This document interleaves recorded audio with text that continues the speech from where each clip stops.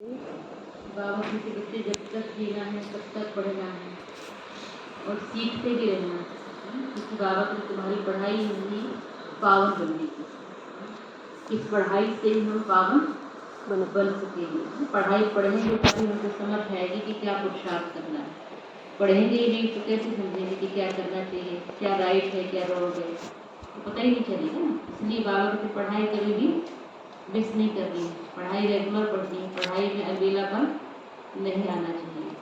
फिर आज बाबा के बच्चे विघ्न विनाशक वही बन सकते हैं जिनके पास सर्वशक्तियाँ। तो बाबा की जो सर्वशक्तियाँ बाप से मिली उन्हें कार्य में लगाओ। माया किसी भी रूप में आए, कितने भी रूप में आए, लेकिन आप नॉलेजफुल बनो, बाप के साथ कंबाइन बनो और सवेरे सवेरे अमृत वेले बाबा से विजय भाव का तिलक लगाओ। क्या होगा? माया फिर हरा नहीं सकेगी। जिनके पास सर्वशक्तियाँ होंगी वो हारेंगे क्या? जिनके पास सब कुछ होगा वो हार ही नहीं सकते ना। और बाबा के लिए अनुभव करो। क्या अनुभव करना है? तो सुबह सवेरे सवेरे अमृत वेले उठ करके बाबा से विजय भाव का तिलक लगवाओ और दूसरा अनुभव करो कि मेरे सिर पर बाप का वरदानी हाथ है। जिसके सिर पर ही भगवान ने हाथ रख दिया हो उसे कोई भी परेशान नहीं कर सकता है। इसलिए बाबा के अनुभव करना है, चलते फिरते उठते बैठते। तो पूरे समय बाबा ऐसा क्यों कह रहे हैं कि पूरे समय स्मृति रहे कि बाबा मेरे साथ है, साथ का अनुभव करना है। फिर आज बाबा के सच्चे सेवाधारी किसे कहेंगे? सच्चे सेवाधारी उसे कहेंगे जो खुद भी खुशी की अनुभूति करता हो और औरों को भी कराता हो। सेवा का मतलब ये है कि खुशी मिले। अगर हम किसी प्रकार की सेवा कर रहे हैं उसमें खुशी की अनुभूति नहीं हो रही है, इसका मतलब है कि कहीं ना कहीं मैंपन है। तो अगर निमित्त समझ करके सेवा करते हैं तो वहाँ खुशी हो, और सामने वाले जिसकी भी सेवा करते हैं उसको भी खुशी हो, पूरा वायुमंडल बहुत अच्छा हो। लेकिन जहाँ खुशी नहीं है चेहरे पे, ना कोई भारीपन है, तो समझ जाना चाहिए कि कहीं ना कहीं कोई ना कोई फाल्ट है, कोई ना कोई कमी है। तब ये ऐसा मुझे खुशी नहीं हो रही इतनी सेवा करने की। किसकी सेवा कर रहे हैं? भगवान की सेवा है, भगवान का कार्य। इसके बाद भी खुशी न मिले तो कहीं ना कहीं मेरी ही कोई कमी कमजोरी है, मेरे अंदर मैंपन है कि मैं कर रहा हूँ। जहाँ मैं होगा वहाँ पर भारी हो जाएंगे, खुशी नहीं होगी। इसलिए बाबा कहते बच्चे सच्चे सेवाधारी उन्हें कहेंगे जो स्वयं भी खुश रहें और दूसरों को भी खुशी की अनुभूति कराते हैं। सुनते हैं प्यारे बाबा की 9 तारीख की वाणी। मुरली का सार है, मीठे बच्चे जब तक जीना है, जब तक जीना है तब तक पढ़ना है, तब तक पढ़ना है, सीखना है, सीखना है। तुम्हारी पढ़ाई है ही, तुम्हारी पढ़ाई है ही पावन दुनिया के लिए, पावन दुनिया के लिए, पावन बनने के लिए।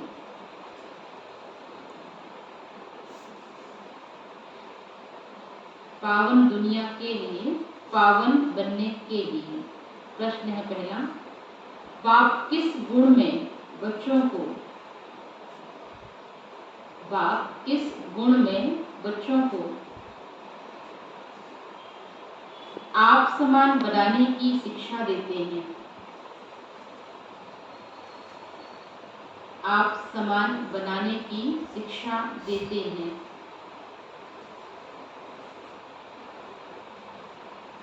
कौन सा गुण बाबा का विशेष? बाबा तो वैसे सब गुण संपन्न है, पावन और निरंकार। बाबा कितना निरंकार है, कहते मैं तुम्हारी सेवा में आया हूँ, जैसी बाप समान निरंकारी और बनाना भी। उत्तर बाबा कहते, बाबा कहते बच्चे, बाबा कहते बच्चे जैसे मैं निरहंकारी हूँ, जैसे मैं निरअहंकारी हूँ, ऐसे तुम बच्चे भी, ऐसे तुम बच्चे भी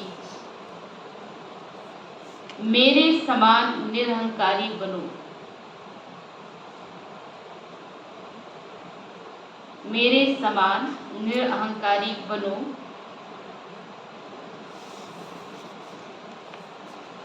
बाप ही तुम्हें पावन बनने की,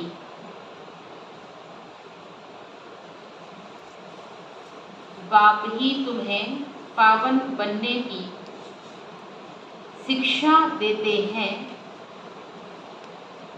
शिक्षा देते हैं। पावन बनने से ही, पावन बनने से ही बाप समान बनेंगे, बाप समान बनेंगे। दूसरा प्रश्न है, जब बुद्धि अच्छी बनती है, जब बुद्धि अच्छी बनती है तो कौन से राज बुद्धि में, तो कौन से राज बुद्धि में स्वतः बैठ जाते हैं, स्वतः बैठ जाते हैं। उत्तर बाबा ने कहा, मैं आत्मा क्या हूँ, मैं आत्मा क्या हूँ, मेरा बाप परमात्मा क्या है, मेरा बाप परमात्मा क्या है, उनका क्या पार्ट है, उनका क्या पार्ट है। आत्मा में कैसे अनादि पार्ट भरा हुआ है, आत्मा में कैसे अनादि पार्ट भरा हुआ है, जो बजाती ही रहती है,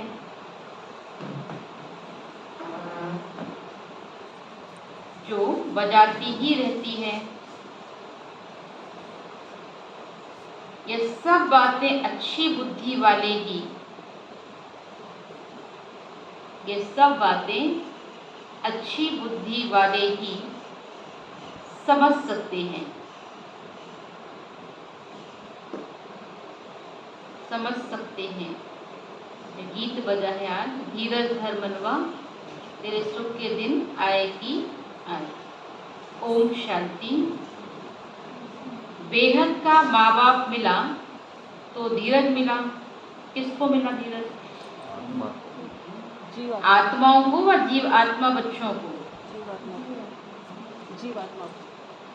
आत्मा एक छोटी सी बिंदी है, दुनिया में एक भी मनुष्य नहीं जिसकी बुद्धि में हो कि आत्मा एक बिंदी विसर स्टार है। तुम जानते हो कि हमारी इतनी छोटी सी आत्मा में 84 जन्मों का 5000 वर्ष का पार्ट है। दूसरी आत्माओं में इतना पार्ट भरा हुआ नहीं है, क्योंकि सब एक साथ तो नहीं आएंगे ना। जब जिसका जब पार्ट होगा तब वो आत्मा आएगी, जितनी जन्म लेगी उसे ही पार्ट के अंदर होगा। तो बाबा कहते आप बच्चे तो शुरू से आते हैं ना, तो आपके अंदर पूरा 5000 वर्ष का पार्ट होगा, 84 जन्म। मनुष्यों की बुद्धि कितनी कमजोर हो गई है, जो समझती नहीं है। परमात्मा के लिए तो नहीं कहेंगे कि वह 84 जन्म व 84 लाख जन्म लेते हैं, लेते हैं परमात्मा तो जन्म मरण से जन्म नहीं होता, वो भी तो परकाया प्रवेश करते हैं। दिव्य अलौकिक जन्म है बाबा, तो आते और चले जाते, शरीर तो धारण नहीं करते ना। तो बाबा तो जन्म लेते ही हैं, बाबा के लिए ऐसा नहीं है। नहीं, तुम बच्चे जानते हो इतनी छोटी सी आत्मा में 84 जन्मों का अविनाशी पार्ट रुंधा हुआ है। उसको कुदरत कहेंगे ना। कितनी छोटी सी बिंदी आत्मा है जिसमें सब जन्मों का अविनाशी पार्ट रुंधा हुआ है। वह कभी मिटता नहीं है, मिटने वाला भी नहीं है। एक बार रुंध गया है, एक बार ड्रामा में बाबा कहते पार्ट फिक्स हो गया है, वो भी चेंज भी नहीं हो सकता। जो है जैसा है वैसे ही बजाना। कितना भारी वंडर है। तुम्हारे में भी कोई है जो इन बातों को जानते हैं फिर भूल जाते हैं। ये धारण करना है और औरों को समझाने के लिए। स्वयं भी धारण करना है, तो धारण करेंगे तभी औरों को समझा सकेंगे। बाबा कहते हैं धारण करना है औरों को समझाने के लिए। बाप परमपिता परमात्मा को करण करावनहार कहा जाता है। वह भी करते हैं सिखलाने के लिए। उनको निराकार निरहंकारी कहा जाता है। उनका अर्थ भी कोई समझ न सके, यह गुण बच्चों को ही सिखलाते हैं। बच्चों को भी ऐसा निरअहंकारी बनना है। ज्ञान सागर है तो ज्ञान भी सुनाना पड़ेगा। पतित पावन है तो जरूर आकर पतितों को ही शिक्षा देंगे। पतित पावन कहते तो पतितों को आकर शिक्षा देंगे ना पावन बनने की। तो पावन बनने की जैसे सन्यासी शिक्षा देते हैं सन्यास करवाने के लिए, यह भी 5 विकारों का सन्यास करना है। पतित पावन ही आकर शिक्षा देंगे, नहीं तो हम पावन कैसे बने।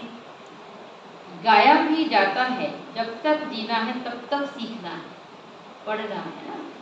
पढ़ाई की कोई उम्र नहीं होती और सीखने की भी कोई उम्र नहीं। जब तक सीखते रहेंगे तो जीवन चलता रहेगा। जिस दिन समझ लिए कि सब कुछ आ गया उसी दिन खत्म हो गया।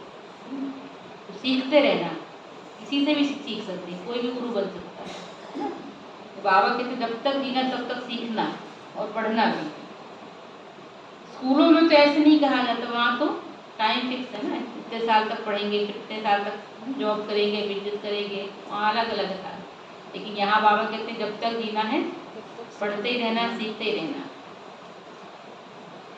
उसमें तो इसी जन्म में पढ़ाई की बालक भोगनी है। यहाँ तो कहा जाता है जब तक जीना है तब तक पढ़ना है, अंत तक कर्मातीत अवस्था को पाना है, आत्मा को योग से ही पवित्र बनाना है। बाबा कहते जितना योग में रहेंगे तो तुम्हारी आत्मा गोल्डन एज में जाएगी, फिर आयरन एज में न आत्मा को न शरीर को रहना है। हम पढ़ते ही हैं पावन दुनिया में आने के लिए। ये ऐसी वो बातें हैं जो कोई कब समझा न सके, इतनी गहन कि बाबा ही आकर के समझाते हैं। और तो मनुष्य क्या क्या करते रहते हैं। साइंस घमंडी कैसी कैसी चीजें बनाते हैं। स्टार मून पर भी जाने का पुरुषार्थ करते हैं। बाबा कहते तुम समझते हो इनसे कोई जीवन मुक्ति नहीं मिलती। जीवन मुक्ति तो जब बाबा आते हैं तभी मिलती है।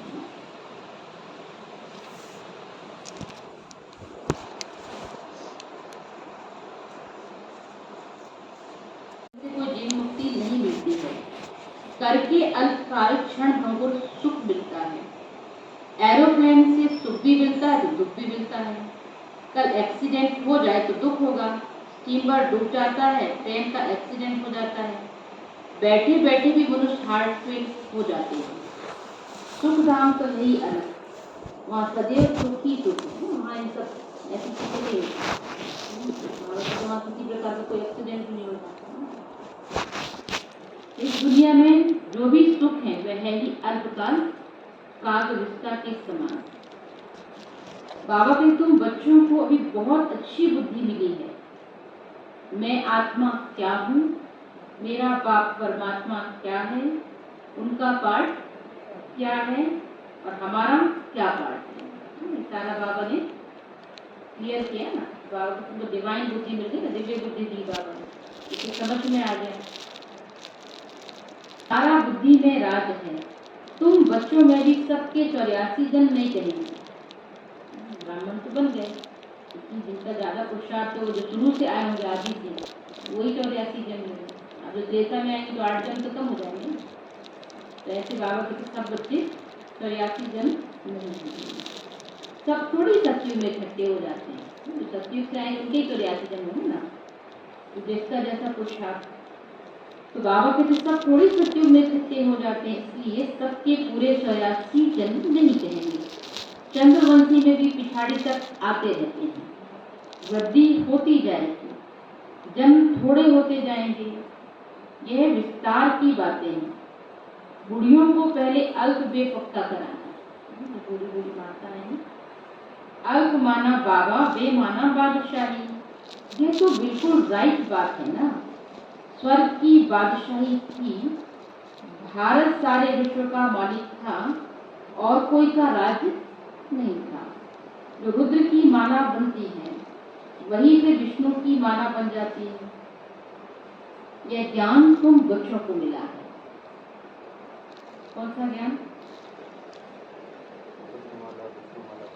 पक्का करा रहे हैं। कौन सा ज्ञान मिला? बाकी दुनिया वालों को तो है ही नहीं है ज्ञान। तो बाबा कहते हैं ज्ञान तुम बच्चों को मिला है। आत्मा क्या है, परमात्मा क्या है, उनका रूप क्या है, क्या साइज है, ये सब बातें अभी तुम्हारी ही बुद्धि में है। कितनी छोटी सी आत्मा है। परमात्मा को भी भक्ति मार्ग में बहुत मेहनत करनी पड़ती है।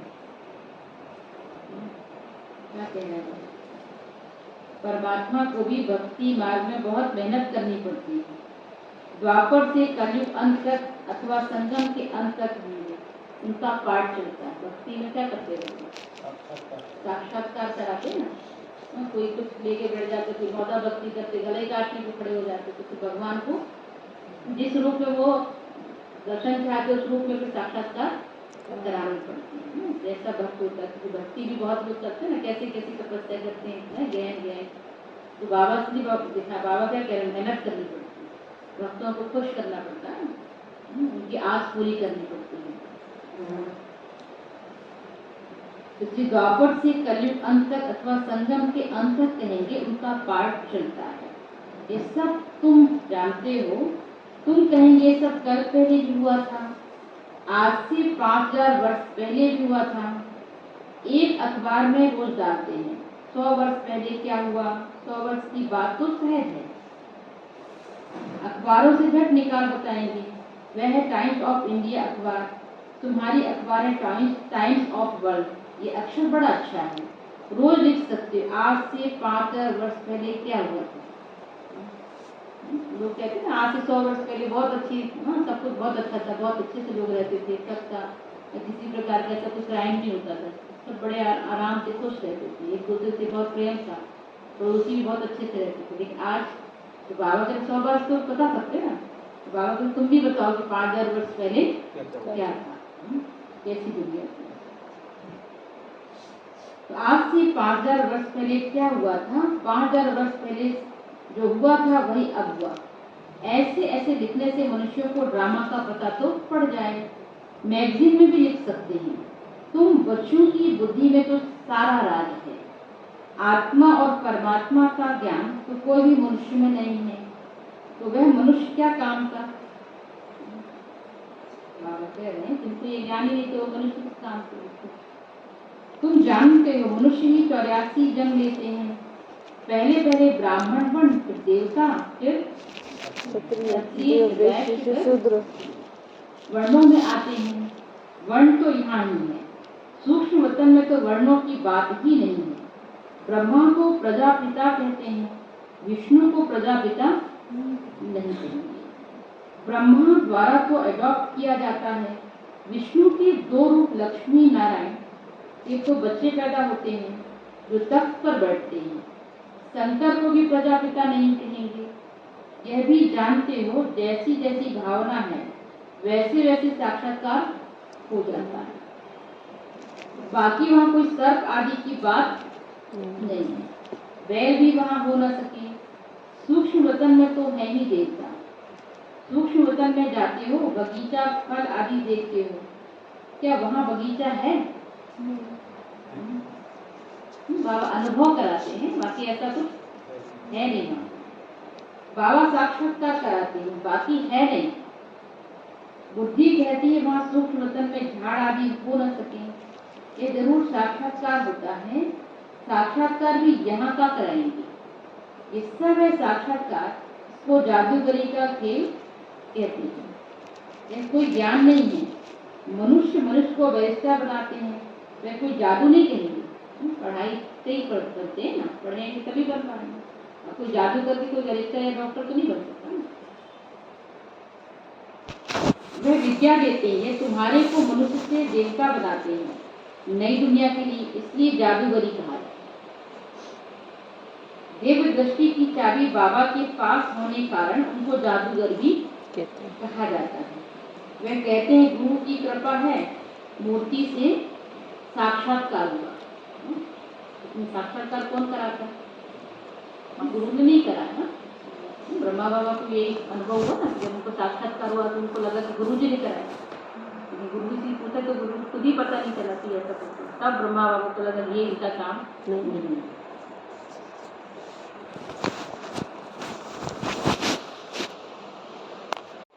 तो साक्षात्कार हुआ, उससे तो फायदा कुछ भी नहीं है। यहाँ तो मेहनत का स्वयं मैं लक्ष्मी नारायण सीताराम बन रहे हो। बाबा के साक्षात्कार हो भी जाए, क्या आप इसे बन जाओगे? यहाँ बनने के लिए पुरुषार्थ तो करना पड़े। तो बाबा कहते हैं कि अगर मूर्ति से साक्षात्कार हो भी जाए तो ऐसा बन नहीं सकते, लेकिन बाबा यहाँ साक्षात्कार मूर्त बना रहे हैं। तो बाबा कहते यहाँ तो मेहनत कर स्वयं है लक्ष्मी नारायण सीताराम बन रहे हो। यहाँ तुम आए हो सूर्यवंशी चंद्रवंशी डिनाइस्टी के रजवाड़े में, रजवाड़े बनने। क्या कह रहे हो? रजवाड़े बनना, राजा महाराजा के राजा उसका जाना ना, राजा ही पद पाना। तो यहाँ बनने के लिए आए हो ना, साक्षात्कार करने के लिए। इसलिए बाबा कहते साक्षात्कार की आस कभी नहीं रखनी चाहिए, क्योंकि वैसे तो बन कई लोगों को लगता है कि कुछ ऐसा दिख जाए, दिखने से कुछ थोड़ा होगा। साक्षात्कार हो गए तो आप बन गए, तो पुरुषार्थ तो करना पड़ेगा। इसलिए बाबा कह रहे हैं यहाँ तुम आए हो सूर्यवंशी चंद्रवंशी डिनाइस्टी के रजवाड़े बनने। पहली मुख्य बात है, कोई नया आता है तो क्या करो? उसको बाप का परिचय। बाबा सबसे पहले बोलते हैं भगवान का परिचय होना चाहिए, तो बाप का परिचय। वो भूले हुए हैं ब्रह्म तत्व महतत्व है। शिव बाबा निराकार को कोई ब्रह्म तत्व नहीं कहेंगे। एक एक अक्षर का अर्थ है। तुम ईश्वरी बच्चे हो, ऐसे नहीं कि सब ईश्वर के रूप हैं। यह बाप बैठ समझाते हैं। बाकी साक्षात्कार आदि की तो चिटचैट है, इनकी आश नहीं रहनी चाहिए। समझते हैं अब खुद बाबा आया है तो साक्षात्कार करा देंगे, परंतु ये सब है फालतू। बाबा के द्वारा क्या है ना, अनुभव करा सकते हैं ना, दिखा सकते हैं। तो बाबा के फालतू उसमें जाने से अगर एक बार आदत लग गई तो वो साक्षात्कार ही करना चाहेंगे। इसलिए बाबा के से नहीं, बाबा के साथ का अनुभव करो, साक्षात्कार की आस नहीं रखो। तो बाबा कहते परंतु ये सब फालतू। फिर साक्षात्कार न होने से नाउम्मीद हो पढ़ाई छोड़ देते हैं। साक्षात्कार में प्रिंस को देखते हैं तो समझते हैं हमको यह बनना है, खुशी हो जाती है। बहुत करके प्रिंस का ही साक्षात्कार होता है। अगर विचार किया जाए तो मुकुटधारी तो सब बनते हैं, मेल फीमेल में फर्क नहीं रहता। सिर्फ फीमेल को लंबे बाल हैं, थोड़ा शक्ल में फर्क है। आत्मा कितनी है, एक का नाम रूप ना मिले दूसरे से। आत्मा में अविनाशी पार्ट है जो कभी बदल नहीं सकता। कैसे वंडरफुल खेल बना हुआ है। आत्मा को अनादि पार्ट मिला हुआ है। बाबा कितना सहज कर समझाते हैं। सिर्फ त्रिमूर्ति चित्र के सामने जाकर बैठो तो बुद्धि में सारा चक्र आ जाएगा। कैसे बाबा आकर के ब्रह्मा के द्वारा उनको ज्ञान देते, नई सृष्टि की स्थापना कर रहे, कैसे पालना करवाएंगे और फिर शंकर के द्वारा विनाश कैसे होगा। तो बाबा के तीनों मूर्ति के आगे बैठेंगे तो सारा चक्र ही बुद्धि में फिर जाएगा। यह शिव बाबा है, ये ब्रह्मा है जिसके ब्राह्मण रचते हैं। अभी कलयुग फिर सतयुग आना है। चित्र के सामने खड़ा होने से जैसे कि सारे विश्व का खेल बुद्धि में आ जाता है। कैसे चक्र फिरता है, खेल में कौन कौन है, ये सब मालूम पड़ जाता है। बाबा कहते रोज चित्रों को देखते रहो। आज बाबा क्या कहेंगे, व्यर्थ से बचना। तो बाबा की युक्ति बता रहे हैं, चित्रों के सामने खड़े रहेंगे तो ज्ञान बुद्धि में आता रहेगा। विचार सागर मंथन करते रहो, ये नर्क है, ये स्वर्ग है, ये संगम है, कितना सहज है। रोज प्रैक्टिस करने से बुद्धि में रोशनी आ जाएगी। अभ्यास से ही तो परिपक्व बन सकेगा, अभ्यास करना जरूरी है। तो बाबा से रोज प्रैक्टिस करने से बुद्धि में रोशनी आ जाएगी। लक्ष्मी नारायण राधे कृष्ण के लिए भी लिखो। ब्रह्मा द्वारा सतयुग का वर्षा मिलता है, लक्ष्मी नारायण को यह प्रारब्ध कैसे मिली?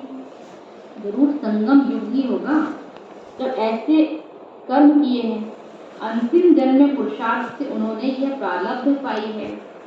ऐसे ऐसे ख्याल बुद्धि में आना चाहिए।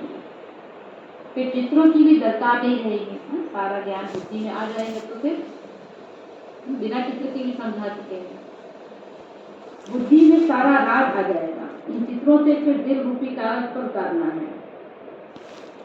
बाबा सेंटर्स की बच्चों का मुख खोलने की युक्ति बता रहे हैं। कैसे? कई कहते हैं हम तो ज्ञान सुनाना आते ही है, तो बाबा भी कह रहे कि चित्रों के सामने खड़े हो जाओ, खुद को ही समझाते रहो। खुद को समझाते रहेंगे तो एक दिन फिर दूसरों को भी समझा सकेंगे। जब सारा ज्ञान बुद्धि में आ जाएगा तो ऑटोमेटिक फिर वो मुख से निकलने लगेगा। तो बाबा सेंटर्स की बच्चों का मुख खोलने की युक्ति बता रहे हैं। चित्रों को देखते रहो, अंदर में बोलते रहो। बाबा कहते चित्र देखते रहो और अपने आप को समझाते रहो, बोलते रहो। अकेले हैं मतलब बहुत सारे लोग तो अंदर ही अंदर बोलो, इससे क्या होगा? प्रैक्टिस होती जाएगी ना। अंदर में बोलते रहो। रचना के आदि मत अंत का राज जानना है। झाड़ में क्लियर है, तपस्या यहाँ कर रहे हैं राजों की। ये मनुष्य से देवता बनते हैं। फिर भक्ति मार्ग कैसे शुरू होता है? जो जो जिस जिस धर्म के हैं उसमें ही फिर आएंगे। कितना सहज है, उन पर ही समझाना है। आत्मा क्या है? आज बाबा बिल्कुल पक्का करा के छोड़ रहे हैं। परमात्मा क्या है? उनमें अनादि पाठ निभा। बाबा को यही तो नॉलेज मिली ना आपको। आत्मा क्या है, परमात्मा क्या है, उनका कर्तव्य क्या है और मेरा कर्तव्य क्या है। अभी कह रहे हैं आत्मा क्या है, परमात्मा क्या है, उनमें अनादि पाठ निभा हुआ है। सतयुग में हम सुख का पाठ बजाएंगे, इतने जन लेंगे। बाबा कहते शमशान में भी जाकर किसको समझा सकते हो? जब तक मुर्दा जल जाए तब तक बैठ सत्संग करते हैं, जब तक पूरा फिनिश नहीं हो तब तक बैठे रहते हैं लोग। तो बाबा कहते ये बात सुनाओ, तुमको कोई रोकेगा नहीं, भगवान की बातें सुनाएंगे ना। तो उस समय तो सब संतानी वैराग होता है ना, सब सुनने को तैयार हो जाते हैं। तो बाबा कहते वहां भी जाकर सेवा कर सकते हैं। तो तुमको कोई रोकेगा नहीं, बोलो आओ तुमको हम समझाएं। सुनकर बहुत खुश होंगे। बात करने वाले बहुत समझदार सयाने चाहिए, कहाँ भी जाकर तुम समझा सकते हो। समझाते तो बाबा बहुत अच्छी तरह हैं। तुम्हारे कक्ष अर्थात बगल में सच है, मनुष्यों के कक्ष में झूठी गीता है। तुम्हारे बगल में सारे विश्व की हस्ती जागृति है। श्री कृष्ण के चित्र पर भी तुम अच्छी तरह समझा सकते हो। इनको श्याम सुंदर क्यों कहते हैं? श्री कृष्ण का नाम श्याम सुंदर था, तो श्याम कब बने, सुंदर कब थे? बाबा के लिए ये भी उनको समझा सकते हैं। तो इनको श्याम सुंदर क्यों कहते? आओ तो हम आपको कहानी सुनाएं। कई बार बाबा कहते हैं कि आओ हम 5000 वर्ष की कहानी सुनाते हैं, सत्यनारायण की कथा सुनाते हैं ना, तो ऐसे ही सुना के ऐसे लक्ष्मी नारायण का राज था, ऐसे फिर धीरे धीरे नीचे पूरे कलयुग तक ले आओ, संगम युग में सुनाओ। इतने जन्म थे, ऐसे थे ना श्री कृष्ण राधे ये जाकर बड़े होकर के राजा महाराजा महारानी महाराजा बनते हैं, ऐसे उनको समझाओ बाबा। तो फिर एक एक जन्म सारे फिर 8 जन्म हुए। श्री कृष्ण को 8 जन्म 8वें जन्म में नहीं हुए, 8वें नंबर में नहीं होते, लेकिन वहाँ श्री कृष्ण के 8 जन्म होते, ऐसे समझाते हैं। तो बाबा कहते ऐसे कहानी के रूप में बताएंगे ना, क्योंकि कहानी किससे सुनने में सबको बड़ा इंटरेस्ट होता है ना, तो ऐसे सुना सकते हैं। तो बाबा कह रहे हैं कि श्री कृष्ण के चित्र पर भी तुम अच्छी तरह समझा सकते हो। इनको श्याम सुंदर क्यों कहते हैं? आओ तो हम आपको कहानी सुनाएं। सुनकर बड़े खुश हो जाएंगे, कहानी के नाम पर सब बड़े खुश हो जाते हैं। भारत गोल्डन एज था, अब पत्थर एज है। बाबा देखो कैसे पहले कितना सुंदर था, सोने की पूरा भारत ही सोने का था, सोने की चिड़िया कहा जाता है ना। और अभी क्या है, पत्थर जैसा हो गया है, सावरा हो गया है। काम चिता पर बैठने से काला मुंह हो जाता है। तो ऐसे ऐसे समझाने से तुम बहुत कमाल कर दिखा सकते हो। बाबा क्या कह रहे हैं, ऐसे समझाना है, सब कमाल हो जाएगी, लोगों को अच्छा लगेगा ना, खुशी होगी। तीनों चित्रपट साथ में हो, एक चित्रपट समझकर समझाकर फिर दूसरे चित्रपट समझाना चाहिए। बहुत सहज से पुरुषार्थ की बात। बाबा कहते सहज तो बहुत है, समझा सकते हैं बच्चे, लेकिन बच्चे पुरुषार्थ करें तब।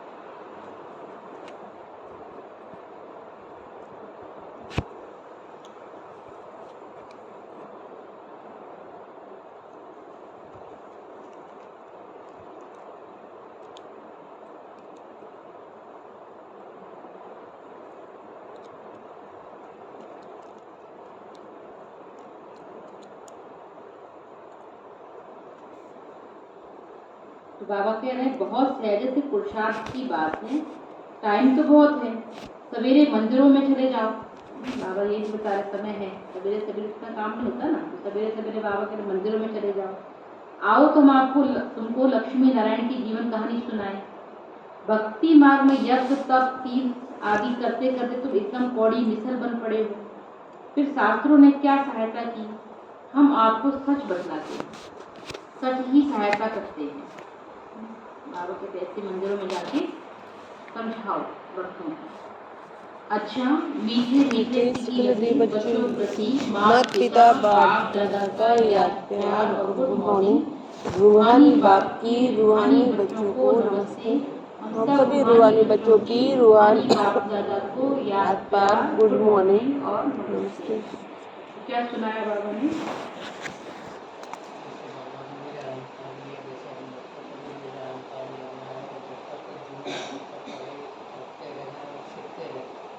जब तक जीना है तब तक पढ़ाई पढ़ते ही रहना है और सीखते रहना है, बाप समान निरहंकारी बनना है। जब संसार की बातों से बुद्धि फ्री हो जाती है तो बाबा जो समझाता है उसी तरह से रहता है। जब आत्मा परमात्मा का यथार्थ परिचय भी उनको मिल जाता है तो हो जाता है। बाबा से क्या ज्ञान मिला आपको, आत्मा क्या परमात्मा क्या, कर्तव्य क्या है? जब तक जीना है तब तक पढ़ाई करना है, साक्षात्कार की आस नहीं रखना है, क्योंकि साक्षात्कार से कोई भी प्राप्ति नहीं होती।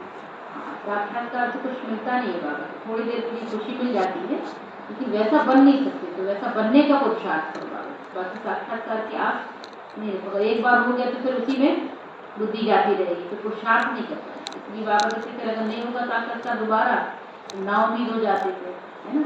इसलिए बाबा कहते इसकी आश नहीं होती।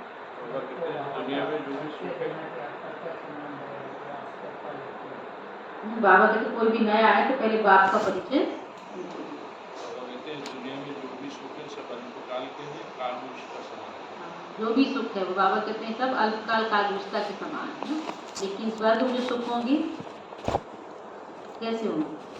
वहाँ दुख की तो कोई बात ही नहीं, नाम मात्र का भी दुख नहीं होगा, वहाँ सुख ही सुख होगा, लेकिन यहाँ सुख भी है तो दुख भी है।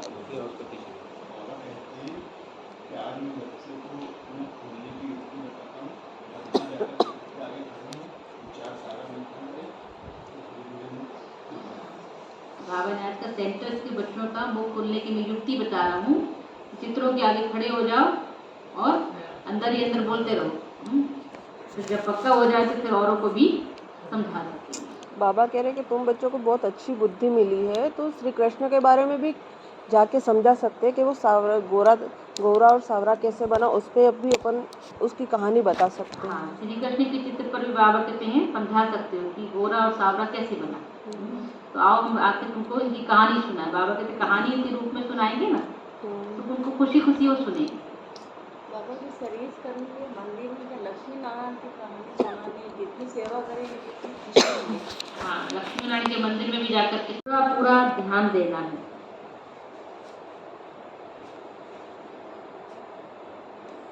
पढ़ाई पर पूरा पूरा ध्यान देना है। बाकी साक्षात्कार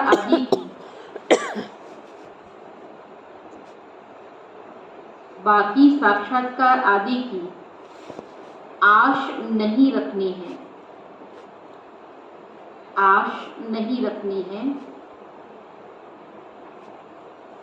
ना उम्मीद बन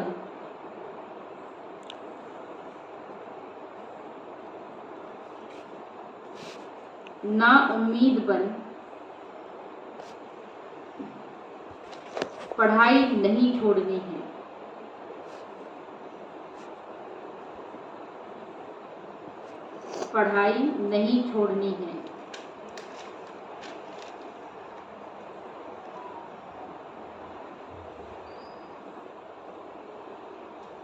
दूसरी पॉइंट है, चित्रों को देखते विचार सागर मंथन कर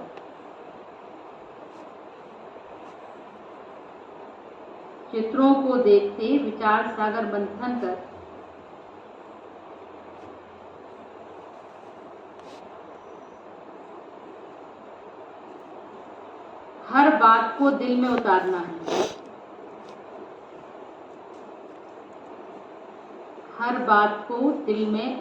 है।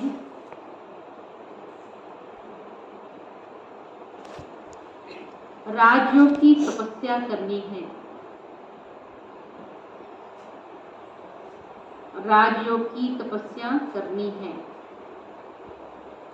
आज का वरदान है, अपने मस्तक पर सदा बाप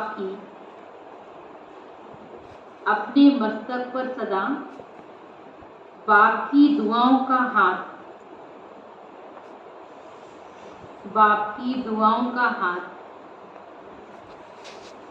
अनुभव करने वाले विघ्न विनाशक भव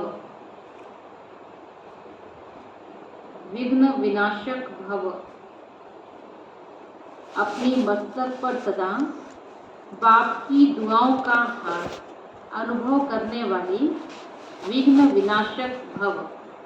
डिटेल है, विघ्न विनाशक वही बन सकते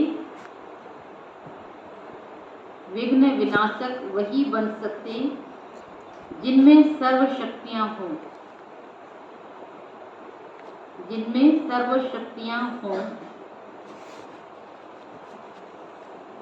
तो सदा ये नशा रखो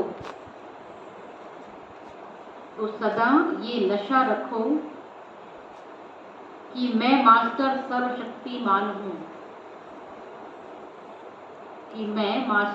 सर्वशक्तिमान हूँ। सर्व शक्तियों को समय पर कार्य में लगाओ। कितने भी रूप से माया आए, लेकिन आप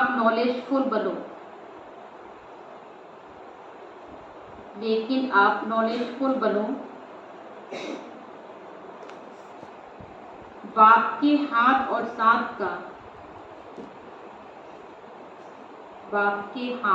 साथ का अनुभव करते हुए कंबाइंड रूप में रहो।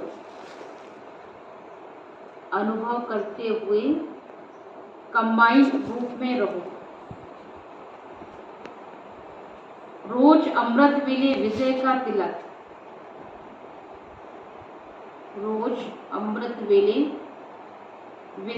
तिलक स्मृति में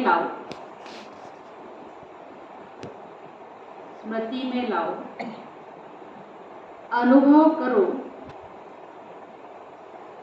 अनुभव करो कि बाप दादा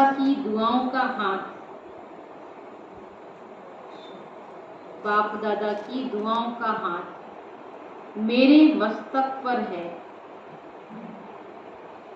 मेरे मस्तक पर है, तो विघ्न विनाशक बन,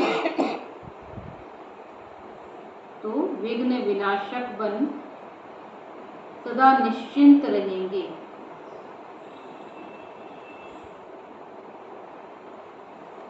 सदा निश्चिंत रहेंगे। आज का स्लोगन है, सेवा द्वारा अविनाशी खुशी की, सेवा द्वारा अविनाशी खुशी की अनुभूति करने और कराने वाले ही, अनुभूति करने और कराने वाले ही सच्चे सेवाधारी हैं, सच्चे सेवाधारी हैं। सेवा द्वारा अविनाशी खुशी की अनुभूति करने और कराने वाले ही सच्चे सेवाधारी हैं।